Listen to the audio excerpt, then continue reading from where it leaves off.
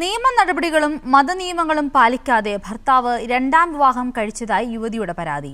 ഇതേ തുടർന്ന് ഭർത്താവിന്റെ വീട്ടിൽ യുവതിയും കുഞ്ഞും സമരം ചെയ്യുവാൻ തുടങ്ങിയിട്ട് 12 ദിവസങ്ങൾ പിന്നിട്ടു. തൃശൂർ ചാവക്കാട് സ്വദേശിനി ഡോക്ടർ ആയിഷയും 10 വയസ്സുകാരി മകളുമാണ് ഭർത്താവിന്റെ വീട്ടിൽ 12 ദിവസമായി സമരം ചെയ്യുന്നത്. ഭർത്താവ് അലി അബ്ദുൽ ലത്തീഫ് രഹസ്യമായി മറ്റൊരു വിവാഹം കഴിച്ചു എന്നാണ് യുവതിയുടെ പരാതി.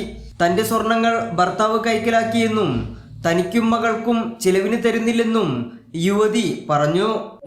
എനിക്ക് തരേണ്ട സ്വർണം, അതേപോലെ കാശ്, അങ്ങനെ പറയുമ്പോൾ മകളുടെ മെയിൻ്റനൻസ് ഇതൊന്നും നോക്കാതെ സ്വന്തമായിട്ട് അദ്ദേഹം പുതിയ ജീവിതവുമായിട്ട് മുന്നോട്ട് പോയിരിക്കുകയാണ്. അപ്പോൾ ഇപ്പൊ ഇതിനകത്ത് എന്നെ സഹായിക്കാനൊന്നും ആരുമില്ല.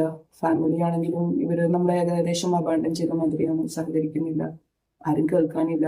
അങ്ങനത്തെ ഒരു അവസ്ഥയിലാണുള്ളത്. ഭർത്താവിന്റെ വീട്ടിൽ സമാധാനമായി താമസിക്കുന്നതിനും ബലം പ്രയോഗിച്ച് ഇറക്കിവിടാതിരിക്കാനും യുവതി ചാവക്കാട് ജുഡീഷ്യൽ മജിസ്ട്രേറ്റ് കോടതിയിൽ നിന്നും ഉത്തരവ് വാങ്ങിയിരുന്നു.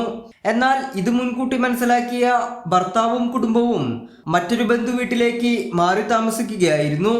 തനിക്ക് നീതി ലഭിക്കണമെന്നാവശ്യപ്പെട്ടാണ് യുവതി പൂട്ടിക്കിടക്കുന്ന ഭർത്താവിന്റെ വീടിന് മുന്നിൽ സമരം ചെയ്യുന്നത്.